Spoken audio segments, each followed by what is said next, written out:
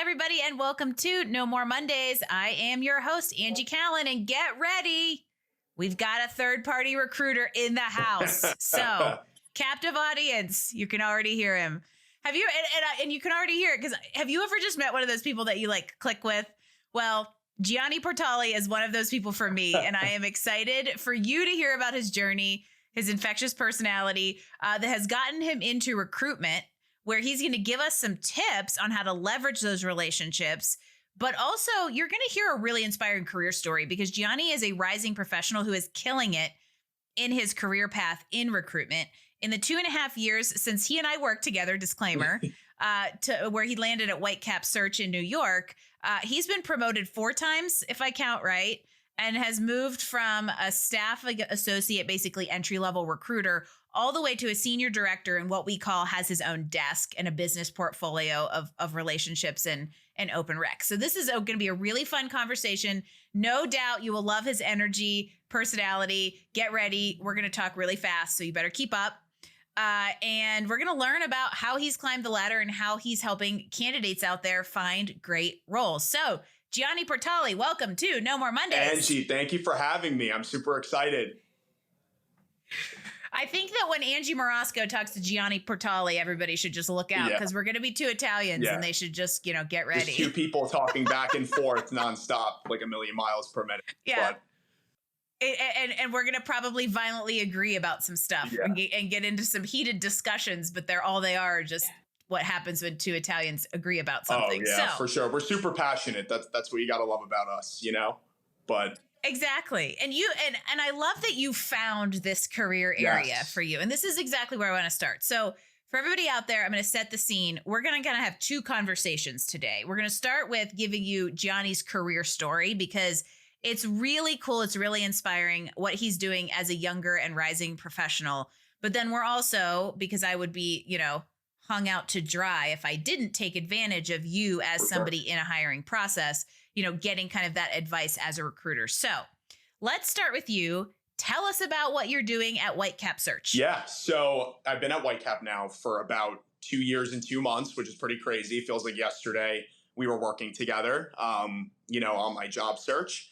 But since then, I kind of started off, believe it or not, I'll kind of start with the before. So essentially, right, like when we were working together, I was working at another company, kind of just staring at a computer all day, like living in Excel. And I'm all over the place. I've always been like that since I was a kid. I like to, obviously talk and like build relationships. And I just felt, being out of college at that point in 2021, I was out of college for 2 years. And I kind of felt like, hey, this isn't what I want to do for the rest of my life. This is not something that, I see myself kind of progressing in long term. I really need to make a change. So I kind of took a leap, left my job at that point, and needed a second. I needed at least like a month to kind of figure out, all right, what am I doing next? And they always kind of say, like, especially when you don't have a plan, like sometimes that's like the best time of your life, because you're kind of just figuring out like what you really want to do. So essentially reached out to Angie because I saw her ad on Google, 5-star reviews. I was like, all right. I was talking to my mother, and Italian.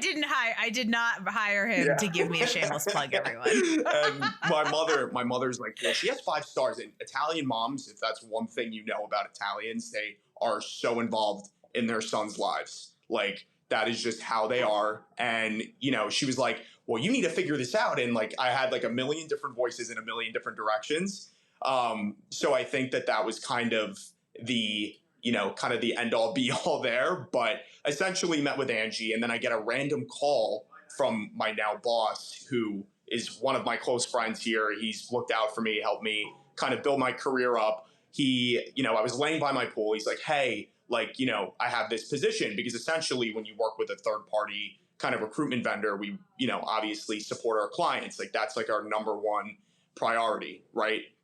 They hire us to find like the best, kind of professionals, for the roles that they currently have open. So he's like, hey, have this position, I think you would be great for it. So long story short, I ended up interviewing for it. Didn't do well on the interview, because I think I was just so fresh, out of being out of a job. So they ended up passing, but he was like, hey, like, love your energy, would love to work with you. So like, why don't you come on board here? So like, I, came to Whitecap. We were headquartered right on Vanderbilt in New York City. So I came in, I had second thoughts before going in, like, especially like as, not really a new grad, but like someone that's 2 years out of school. Like, I think the jitters are more common than not. Like I kind of was just so nervous. So I went in. I was, well, honestly, I have to say, like, I was welcomed with open arms. And I think that was my biggest thing, Angie, from what you remember, like, just, I wanted to be able to work in an environment where I felt supported, because I haven't really been able to kind of feel that before. So essentially, they were interviewing me to start our professional services division. So that means like, any job within, like a corporate environment. So like accounting, finance, HR and talent acquisition, technology, so on and so forth. Like they wanted me to kind of help, my boss with kind of building out that division, like being the recruiter that supports him, because he's bringing in all the clients. And I thought, wow, like I actually have like a purpose to kind of build something, right? Like it's kind of entrepreneurial. So, that's essentially what sold me. So started there as an entry-level recruiter. Within 6 months, like it takes, I would say, especially in my field, takes a good like 2 to 3 months to fully get the flow. You have to be like someone that's super driven, fast paced, and obviously very money oriented at the end of the day. So, within a couple months with their training, like our training program here is, was definitely great, helped me get up to speed. Within 6 months, got promoted to senior associate, which is where they kind of helped me, start managing the client relationships rather than the candidates. So I was doing both, which is pretty interesting. Well, and I'm going to jump in. Let me jump in real quick, because that's where your like almost the job function changed. Yeah. But I want to go back and I want to point out a couple things that were in like, let's say the finding yourself component, because I want to reiterate something that you maybe glossed over, but Gianni interviewed for a job that Whitecap was placing for a client. Yeah. And he didn't get that job, but the recruiter was like, maybe I want to hire you. And the point I want to make there is that I don't think, and I don't want to get into this, but I also think there was like another recruitment position that you were looking at another company at the same time. And recruiting was not on I don't think it was a part of our original job search strategy for you. But the universe is saying, Gianni, I think you're supposed to come be a recruiter. Exactly. And look at this door that had opened, because the point I want to make here, and this is important no matter where you are at in your career, but I want to make this, I really want to call this out for anybody who's younger out there, as a lot of times there's this like analysis paralysis or perfectionism to make this really perfect move. And had you stuck to the original strategy that we had for you, you would not be where you are today, because you would have said, no, thanks, Whitecap search. I'm going to stick to the original job search that I had. So look at this amazing door that opened. I know.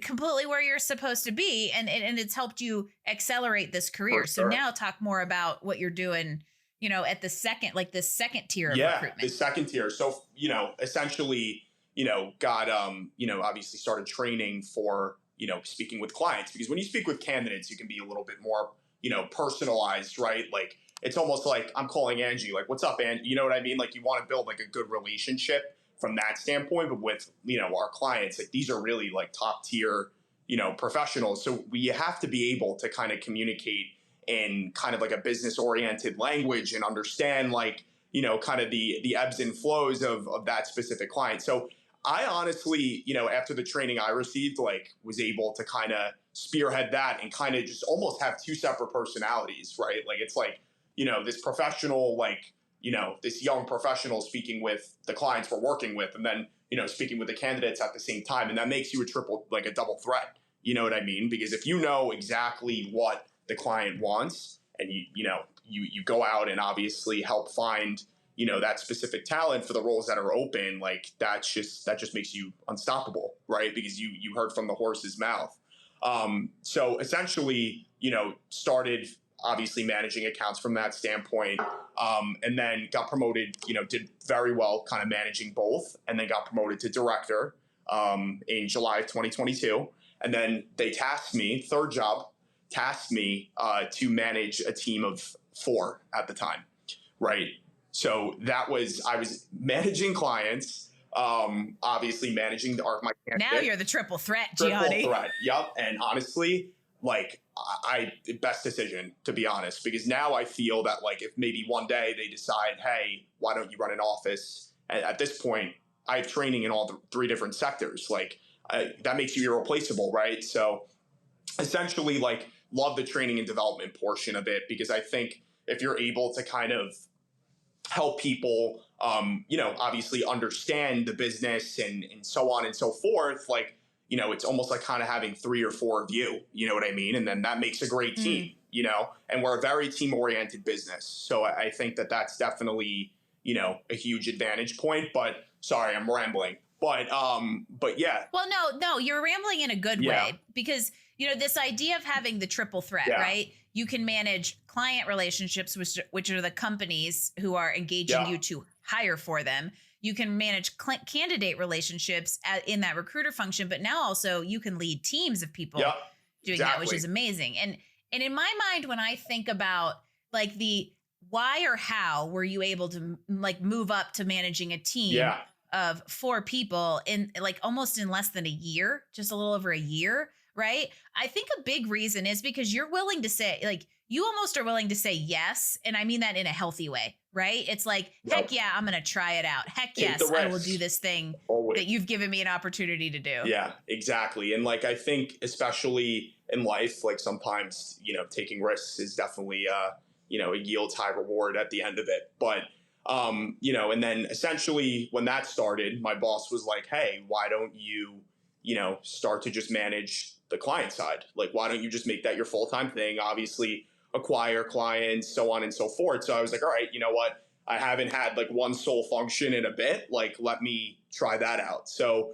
since then, since July of 2022, I've just been focused on, bringing in new clients and obviously supporting our existing ones. And honestly, like, it definitely made me, I think, a little bit more professionally mature, for sure, because I feel like when you have one kind of mask on all day, like, it kind of just makes it easier. So you're not kind of going back and forth. But I think, like, especially being like a third party recruitment vendor, like, I'm very big on relationships and honesty, because I think that when we're supporting our clients, like, they need to know, what's going on in the market, right? Like, I have clients that ask me all the time, like, hey, like, what are you seeing in the, the candidate market right now? I'm like, well, they're not really doing 8 interviews anymore. That's not something that, is kind of on the horizon. It's more of like, it's definitely more of a candidate market from what I'm seeing, but I know we'll get into that a little bit later. But, essentially. Well, I say let's go. You took us there and let's go. Because speaking of the market, you just dropped a term that everybody out there is going, it's really a candidate market, right? Because so I want this perspective, because what's interesting about you, just from the career perspective, as we kind of shift to now giving us the intel, is you came into this during the firestorm of hiring that was, 21, 22, and then things shifted. The pendulum swung, and now maybe it's starting to settle a little bit at a happy medium. So I want to put this conversation and give this a little bit more of a timestamp than I often do. So we're recording this conversation in mid-August. It is 23, but mid-August of 23. So we've just come out of the summer slump. Labor Day is around the corner. So I want to, my first loaded question for you is, what do you see happening in the market right now? And what do you think is coming over the next few months? Yeah. So I think from experience, like right after Labor Day, it's going to be crazy. I think that I am telling you right now, like last year, even like right after Labor Day was the busiest time I think I've ever seen. And I think this year it's going to be even crazier, because everyone's been saving their budgets for this so-called recession, right? So, when they realize, hey, like, I have maybe, $1 million left in my budget, like, let's hire all these people, like, let's create like teams, like, that's something that I feel like will happen, like, with a lot of the clients we're working with. I think we were so nervous because the banks were crashing, all this stuff was going on the beginning half of the year. But I'm telling you, like, after, having kind of my ear on both sides, like, a lot of our clients are going to be ready to kind of make that move and hire not just one, but like 5 people, 5 candidates at a time. I wondered. Yeah. I wondered, you just said something that I've been, I would say, hoping, observing in my, I like to play economist from time to time. And also, side note, we're actually recording this on the exact day that the August Career Newsletter is going to hit your inbox, and I haven't finished writing it yet. So who knows what from this conversation is going to leak out via a newsletter. But I actually wondered, because there's still some economists or some projections about a recession. They've gone down pretty significantly. Then there's this idea of like a rolling recession where we're not going to see this giant bottoming out across the board, but just different challenges that like ebb and flow across different industries, which is going to make the whole situation a lot more palatable than what we saw from like, '08 to 2011. And I've been wondering, because of that, and I'm thinking you're validating it and want you to respond to this, that everybody held back a little in the first half of the year, trying to see what happened. Tech went through its giant transformation, which made people nervous. Now that we've gotten on the other side of the summer slump, I'm wondering if there is some budget and some confidence to now find a nice middle new normal ground. I think that's a great point. I definitely kind of have heard both sides. I do think, it really just varies on sector, right? Like we saw tech crash, right? Like tech completely crashed. Like Nobody wants to use that term, Gianni, but that's what happened. Yeah, I know. Seriously. Like I'm a straight shooter. Like I'll just say technology really just kind of took a huge hit. And I think that they laid off way too many people. A lot of companies did at that point. And now I'm starting to kind of see that slow rebuild, right? Like that's kind of what I'm starting to see. And I feel that even, because banking kind of took a big hit as well, right? So they kind of did the same thing, laid off too many people, but now they're starting to build back up. Like, it's not as bad as '08 with Lehman Brothers. Like that's not what's kind of happening here, and I do think that they, we were kind of scared a little bit, more than we should be. And, that's why I feel like kind of these news outlets are kind of just, kind of saying, hey, like, this is going to be going on for the next 5 years. But it's like, when is this happening? Like, you know what I mean? Like, I still feel like companies are hiring, more than normal. Right. And especially like last year, they were saying the same thing. And it's like, well, when is this happening? I know. Last year, and was it, I can't remember. I think it was 21. I had July of 21, I had like 41 people get jobs in 30 days. It was nuts. But yet if you wanted, you could hear it's a terrible market story. And you hit the nail on the head. First of all, I like that you just call like the spade a spade, right? Tech crashed and now it's rebuilding. And what I think that crash was a knee-jerk reaction to probably what has been overhiring, a long time of overhiring. And then straw that broke the camel's back was a surge in hiring in 21 and 22. Knee-jerk reaction to correct that by cutting a lot. Yeah. And now they're bringing back in a more strategic way because they see where their critical needs are. And that may end up working out in our favor in the long run. It just didn't feel very good for the 6 months we were dealing with it. And, the other thing that I think is important is like, let's look at perspective here for a second. And this is the kind of stuff I like to look at and I think is really interesting. The hiring climate right now is very similar to like 2018 and 19. Yes. We just got so used to the recovery from 2020 that was the hiring frenzy from the beginning of 21 all the way until about a year ago. Yeah. We got so used to that feeding frenzy that we forgot that what we're seeing right now is kind of the long-term normal. It's normal.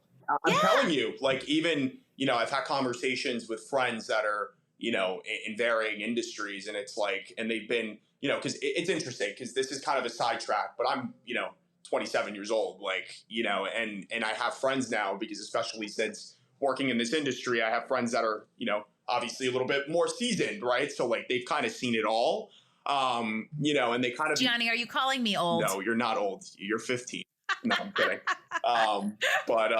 But so, after speaking with them, they're like, hey, like, 2021, 2022, like 2022 was, obviously super busy. But like before that, like, this was kind of similar to like, you kind of hit it like at 2018, 2019, like this is what normal hiring looks like. I think just like everyone is, kind of expecting like, all right, like let's just hire, Joe Schmo off the street and kind of just call it a day. Like, that was what it kind of was. Like, you didn't even have to be qualified sometimes. But I do think that it's kind of normalized now. I do think that we've reached a point where, Yep. we're out of the danger zone, and I think that we just kind of got to recognize that. Like, I would be nervous if I was like Angie, like, all the companies we're working with, everyone's laying off. That's not the case. Like, so. Okay.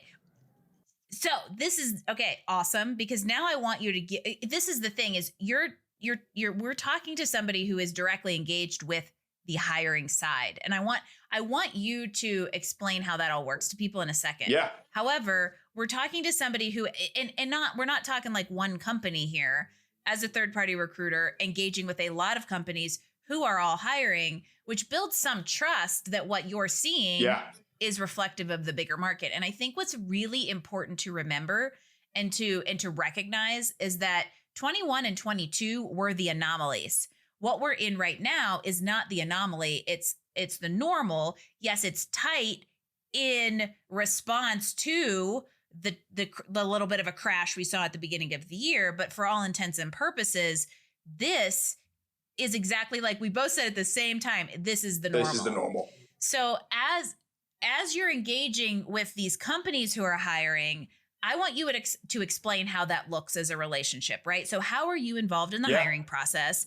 How do you engage in those kind of two sides? I think it would help everybody to see behind the curtain and understand the role and the relationship of a third-party recruiter in that bigger picture. For sure.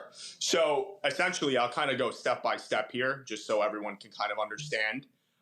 So essentially, right, like let's say I'm just using a random company name, JP Morgan Chase, right? Someone in their risk department says, hey, we need about 3 risk consultants to join the team, right? And they have had no luck with their current internal HR department. Like, let's say they've, put out ads, they're not able to find, the correct talent, or maybe someone that kind of fits the, the work culture that they're looking for, right? Then that's when they'll kind of, decide, hey, like, let's reach out to a trusted agency partner. Let's see what they have. Because when you're, obviously an agency, we work with over 300,000 candidates. Like, I'm telling you, just in our database, we have over 300,000 candidates, right? In all different fields. So when the recruiter on LinkedIn doesn't write back to you, that's why, That's why. It's not because, and that's another thing, because I get a ton of messages too. I try to respond to every single one, but like, we're all human. Sometimes like it's, you get bogged down by maybe the day to day, but I do think like if you're blatantly ignoring someone throughout like an interview process, then that's a problem. I would say like if a message is improperly received, then like maybe just shoot a follow-up note. Hey, haven't heard from you, but that's a story for another, that's a story for another day. But essentially, like I said before with JP Morgan, right? Like if they decide, they can't find the right talent through their internal team, they might, kind of come together with HR and kind of say, hey, have had no luck.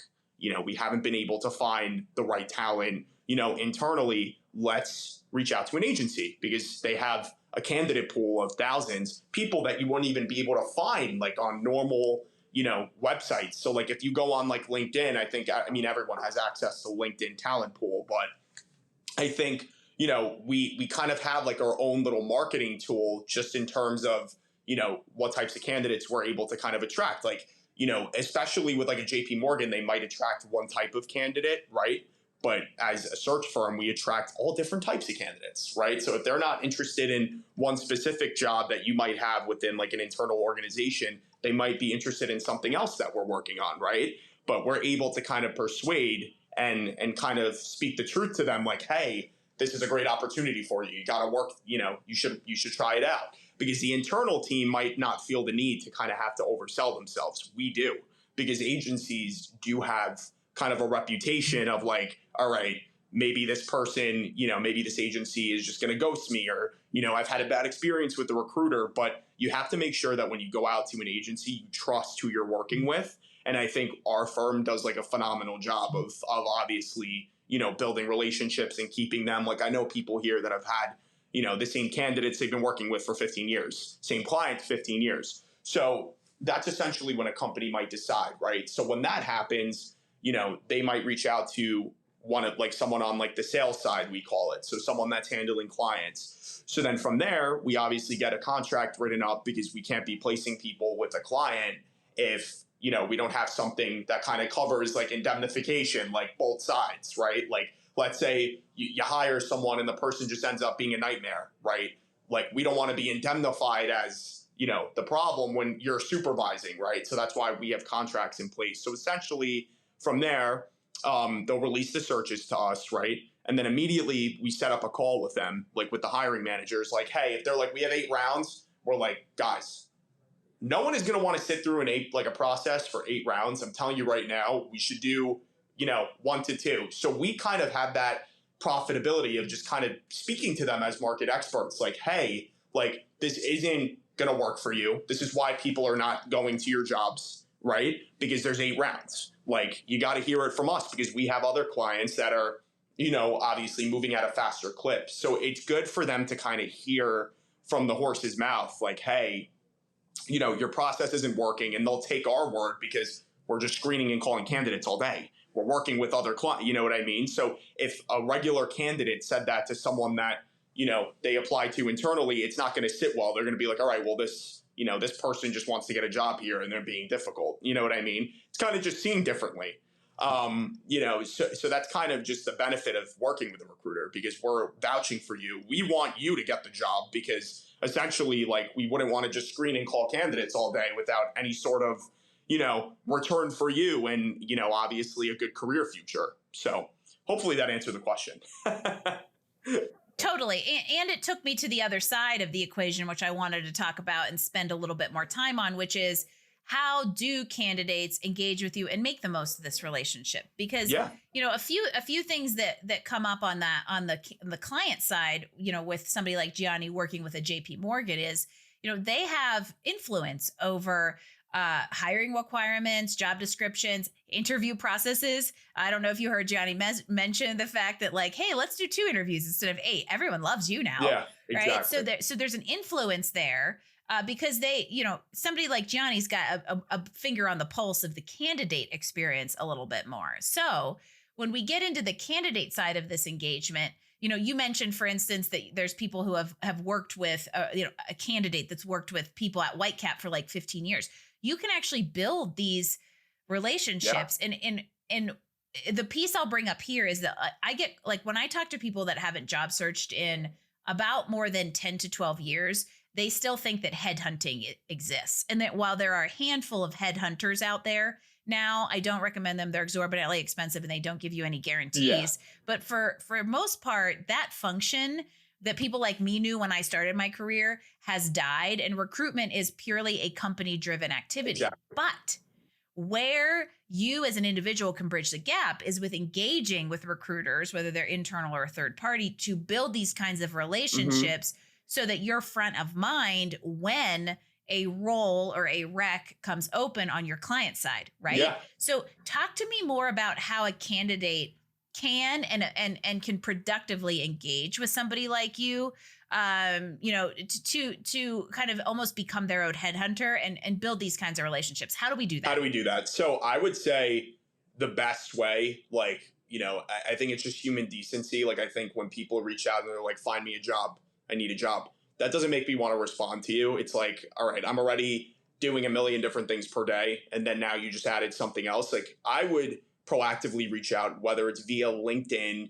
you know, you see something online and it's tied to a recruiter. Like, I would just shoot them a note like, hey, you know, need your advice, like, need your help. You know what I mean? Like, I need some sort of input on what I should be doing, you know, on my job search. When someone sees that, like, if I see that message and I've gotten that before, I will literally make time. I will stop what I'm doing and I will call you.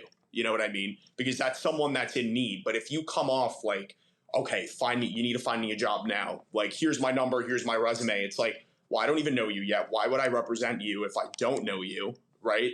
Because if I was just doing that with every person that shoots messages out, like, we really aren't, you know, properly screening and qualifying the people that we're talking to. So I would say if I was like on the other side, I would shoot definitely like a nice note, like, hey, you know, currently on my job search, would love to hear what you're seeing in the market, would obviously love to network and get to know you further and, and even, receiving that, like that would make me want to even be friends with you. You know what I mean? Like that's how you build friendships, like good long-term relationships. So I think just being a little bit more soft with the reach out to a recruiter, like whenever you have time, right? Because we're people, we have a lot of stuff that we're doing. So, we love to stop and drop everything for you, but that's just not the way the cookie crumbles, if that makes sense. So just to kind of sum it up, just reach out, shoot a nice note. Hey, would love to get your advice.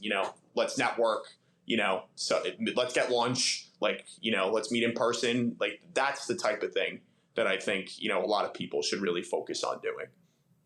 The operative word in the last 3 minutes of conversation is relationship. Yes.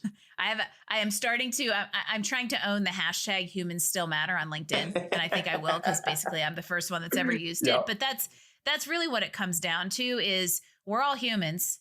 And if you treat each other as a human with genuine, authentic interest in building a relationship, this whole concept of networking becomes much more approachable.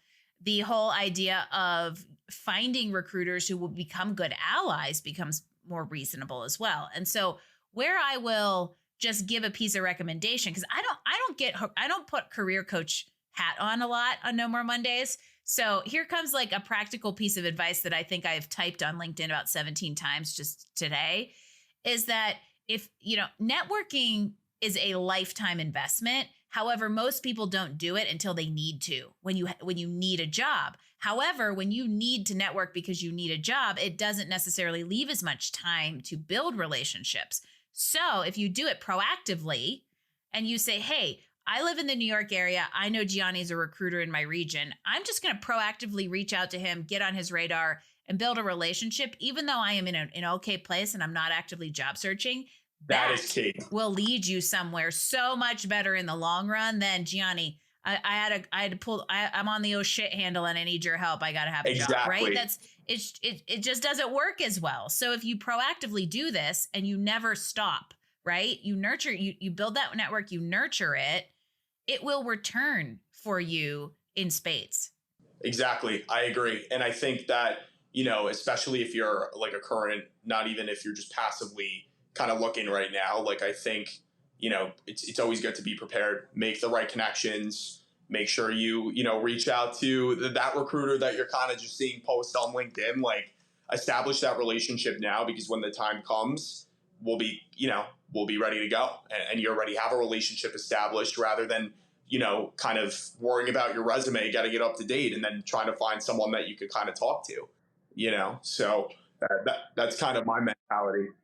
Yeah. Or what happens if you find somebody in your search results because they fit the avatar you're looking for? Yeah. You reach out to them and they're just not prepared because they haven't updated their resume in over a year. Definitely keep your resume updated. Always. I recommend refreshing it at least every 6 months. 3 is better. Yep. Because you should always be prepared, even if you love your job. You never know what opportunities may come your way. And I think it is a valuable experience to be open to conversations. It doesn't mean you're disloyal. It purely means I'm always prepared if something curious comes my way, so that I can have that initial conversation for somebody like Gianni who might be looking for your specific experience and skill set. Exactly. No, I completely agree. And I remember you used to tell me that a million times, and you were absolutely right.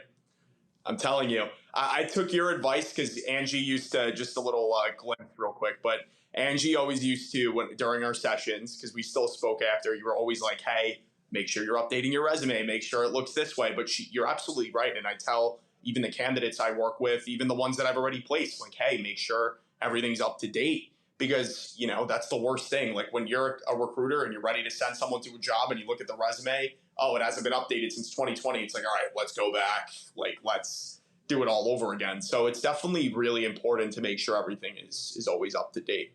Well, and there, you just brought up a good point, is that because the relationship of recruiters in the hiring landscape today is what it is, you just gave, and now, you're a little different. You're more candidate minded than many recruiters out there, not to step on anyone's toes or call anyone out. However, in a lot of situations, and I would even say in sometimes if you are a candidate and you send a resume that's out of date to a recruiter, you're going to get a pass because the additional time they would need to support you or coach you or just even wait for the updated resume is like a pass onto the next person. Yeah, it kind of shows like, all right, this person might not be as serious on their job search as, we thought. You know what I mean? So since we're talking about resumes, I wasn't going to talk to you about that. I wasn't even going to ask you this. I didn't think of it, but I'm going to just put you on the spot. So because we're talking about resumes, I would love to know from the horse's mouth how you as a third-party recruiter in a high volume situation review resumes. So it's almost like, let's debunk or confirm some myths. So some statistics flying out there right now is a recruiter scans maybe up to 200 resumes a day. The scan is 6 to 10 seconds long. And then I'm curious. So I want you to like talk about those two things. And then I also want to talk about when you are scanning, what your like top 3 things you look at. Okay. That is a great point. Number one, I think some of those I can debunk and I can also confirm nor deny some of them. But just the number one thing that way to be Switzerland. Maybe so I'm going to play Switzerland a little bit, but the number one, when, especially a lot of the recruiters, is at Whitecap, we look at the top 2 most recent experience you've had, right? So let's say I'm looking for someone in a quality assurance role. You're looking at the keywords that match kind of the job title, right? So if you're looking for someone for a quality assurance position and then their first role, like if you're looking at a candidate resume and then you see that it's like a little bit different, it kind of gears us like, oh, maybe this person's not as qualified, right? That's why you have to scan really quickly the bullet points and then, make sure that they're fully qualified for the position. So I would say a typical scan would be anywhere between like 20 to 35 seconds for me, at least. I'll read through everything really quick. I'll kind of say, all right, this is someone we can definitely work with.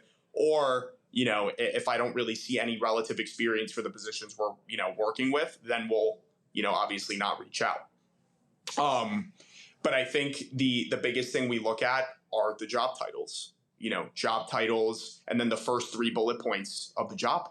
Those are the top 3 points are really the most important part of your resume. Like when you have like, for example, like loan closer, right? And then you have your qualifications kind of written out.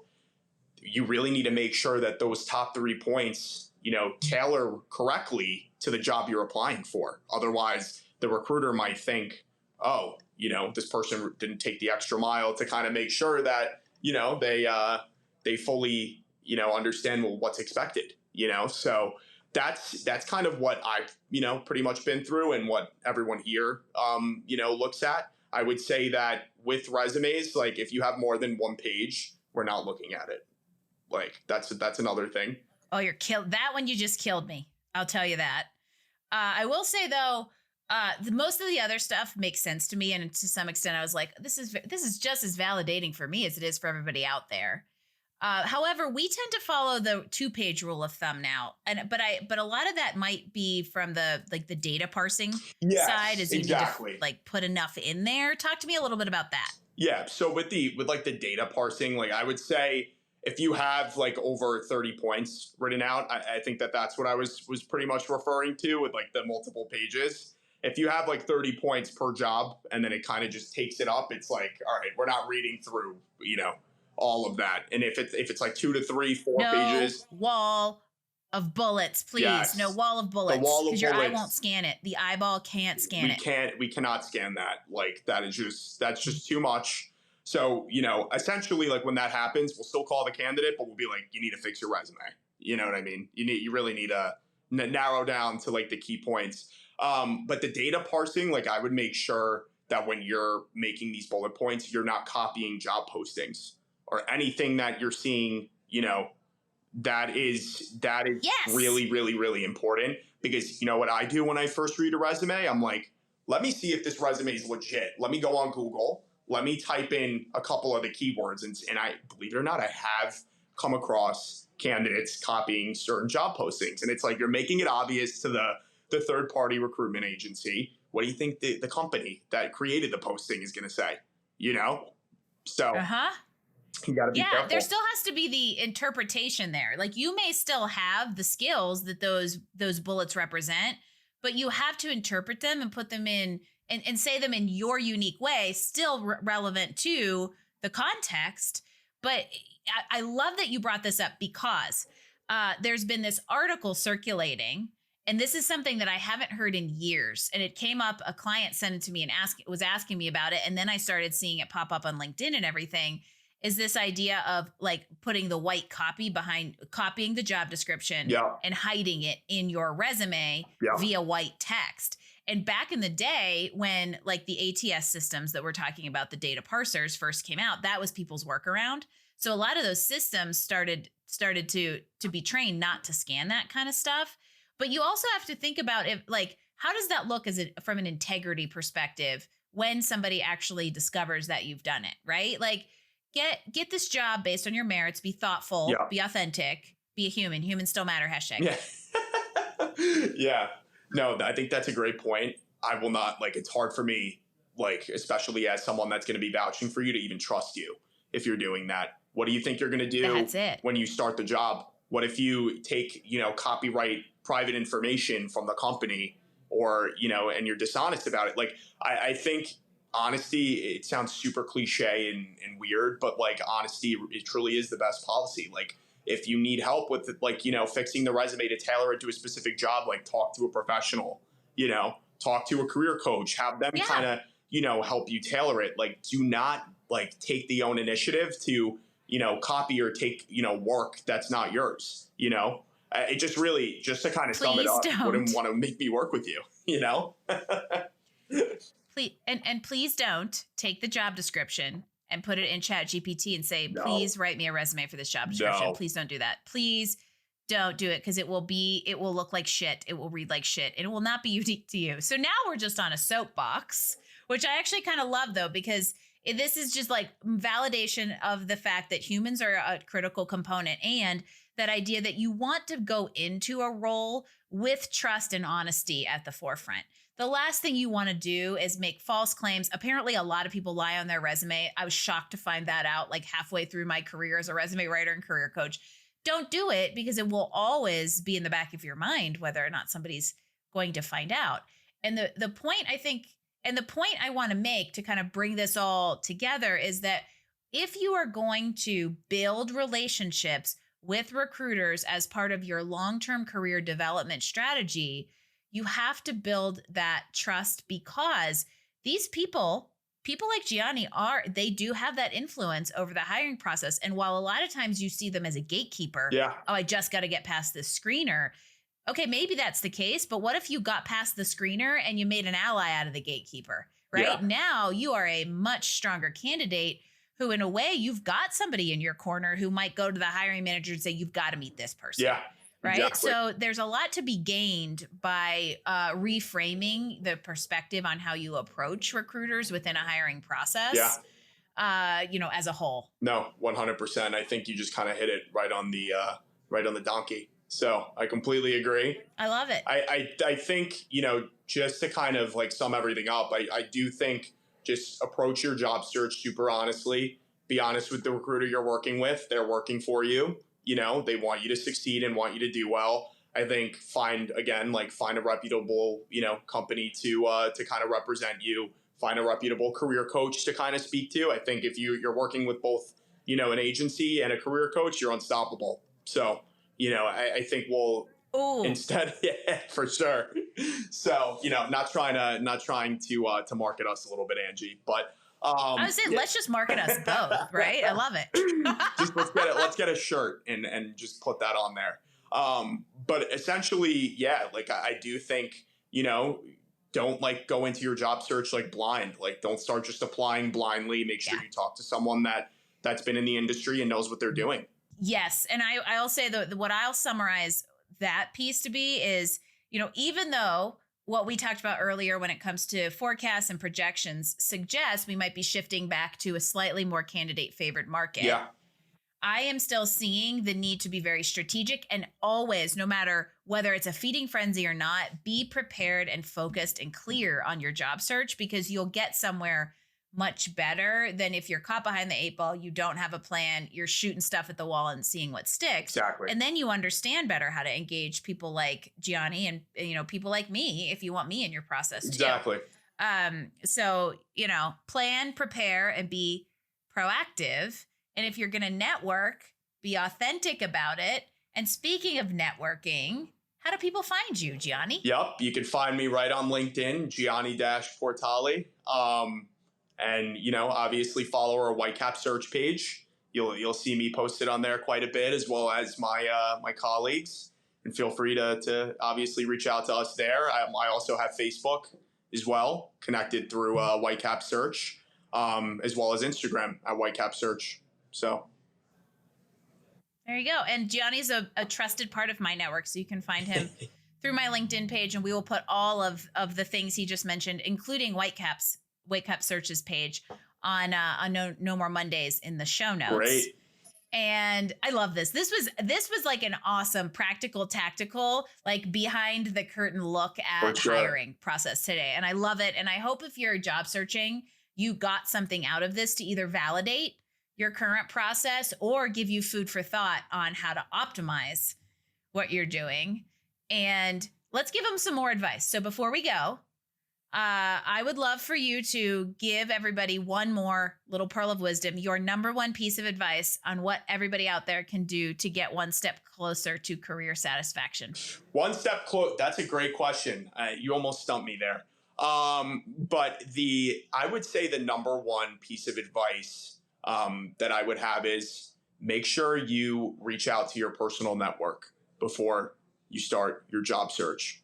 Right? That can benefit you if you have people like 10, 15 people in your personal network, vouching for you. That's more heads that are, obviously trying to help you out. So I think try to reach out to your network, see who you currently have and, have them, obviously help you out with your job search, just to kind of sum it up. I would just say like, even your mom or dad, like they might know someone who knows someone who knows someone, just always work closest to home, and you'll have trusted people truly looking out for you. So that's my number one word of advice.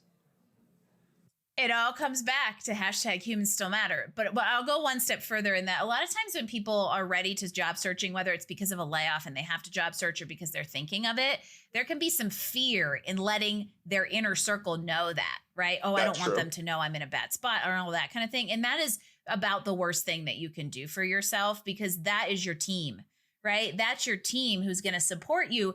Even if it isn't directly through connections, they're there to mentally support you through the marathon that is job searching.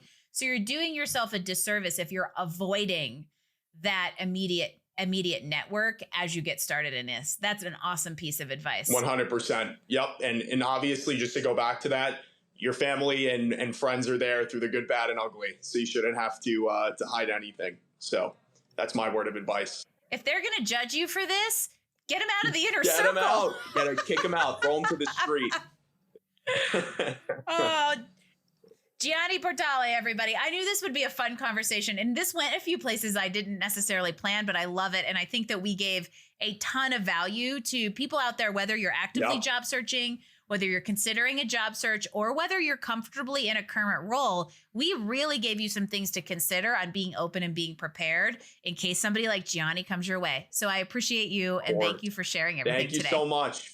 This was awesome. We always love talking to people who have navigated their own career crossroads and landed somewhere pretty sweet and are helping others do the same. And he's in the direct line of fire. So I hope all of you will reach out, connect with Gianni. He's got some great wisdom for a 27-year-old. I'll give you that too. So thank you for being part of the No More Mondays movement and giving great advice. Remember, head on over to nomoremondays.info to get all the links and show notes from today's episode. Leave us a 5-star rating, because how much did we just pack into a 40-minute episode, everybody? And it's a huge help as I continue to bring you all of these inspiring and practical resources. So hit us up at nomoremondays.info, and I will talk to you next week on another episode of No More Mondays.